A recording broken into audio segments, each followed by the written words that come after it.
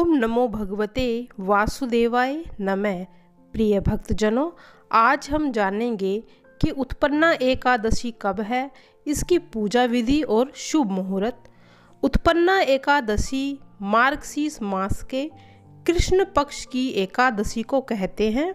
यह एकादशी चतुर्मास के बाद पड़ने वाली पहली एकादशी है, जब भगवान विष्णु जागृत अवस्था में सृष्टि का कार्यभार संभाल चुके होते हैं। पौराणिक काल में यह दिन देवी एकादशी की उत्पत्ति से भी जुड़ा हुआ है।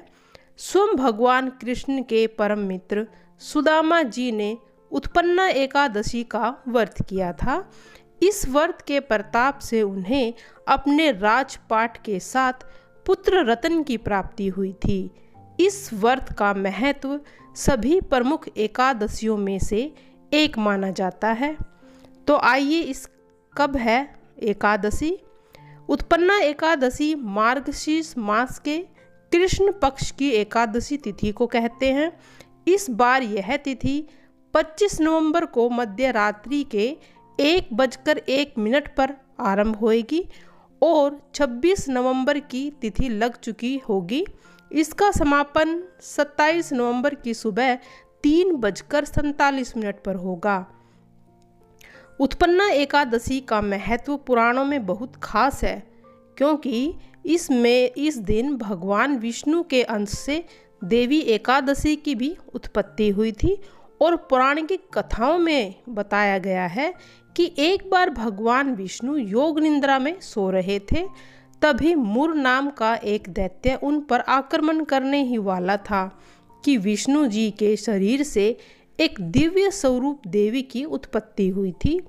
उन्होंने युद्ध में मुर नामक दैत्य का वध कर दिया था। इससे प्रसन्न होकर भगवान विष्णु ने देवी को एकादशी नाम दिया और यह वरदान भी दिया था कि देवी एकादशी की पूजा करने और उनका व्रत करने वाले को सुख और सौभाग्य की प्राप्ति होगी। तभी से एकादशी का व्रत रखा जाता है और माँ एकादशी के साथ भगवान विष्णु की पूजा की जाती है। अब उत्पन्ना एकादशी की पूजा विधि। उत्पन्ना एकादशी के दिन सुबह जल्दी उठकर स्नान करें, साफ कपड़े पहने, पूजा स्थल को अच्छी तरह से साफ कर लें। इसके बाद दीपक जलाकर भगवान विष्णु की प्रतिमा का अभिषेक करें और उन्हें स्वच्छ कपड़े पहनाएं। भगवान विष्णु को सुपारी, नारियल, फल, लौंग, पंचामृत, मिठाई आदि अर्पित करें। फिर भगवान विष्णु को जो आपने प्रसाद बनाया हुआ है उसका भोग लगाएं और उस भोग में तुलसी के पत्ते अवश्य रखें। भगवान विष्णु जी की आरती उतारें। इस दिन भगवान विष्णु की पूजा करने से विशेष फल प्राप्त होता है।